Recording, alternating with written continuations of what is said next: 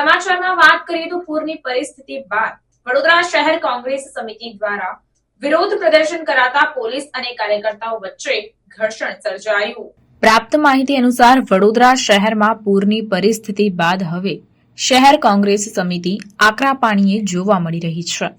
વડોદરા શહેરની કલેક્ટર કચેરી આગળ હાય રે ભાજપ હાય હાયના નારા લગાવવામાં આવ્યા હતા, જેમાં વડોદરા શહેરના ધારાસભ્યો, સાંસદ, ગૃહમંત્રી અને મુખ્યમંત્રી શરમ કરોના નારા પણ લગાવવામાં આવ્યા હતા।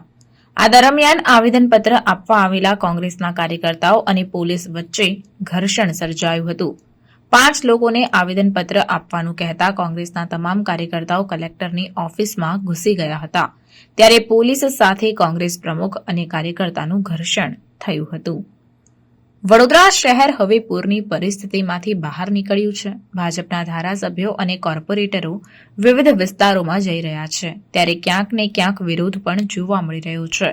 ત્યારે હવે આ વિરોધ વચ્ચે કોંગ્રેસ પણ મેદાને આવ્યું છે અને 31 ઓગસ્ટના રોજ કલેક્ટર કચેરી ખાતે આવેદનપત્ર આપી પૂર પીડિતોને વળતર આપવા અંગેની માંગ કરી હતી, ત્યારે ભાજપ વિરુદ્ધ સૂત્રોચ્ચાર કરીને પોતાનો વિરોધ નોંધાવ્યો હતો।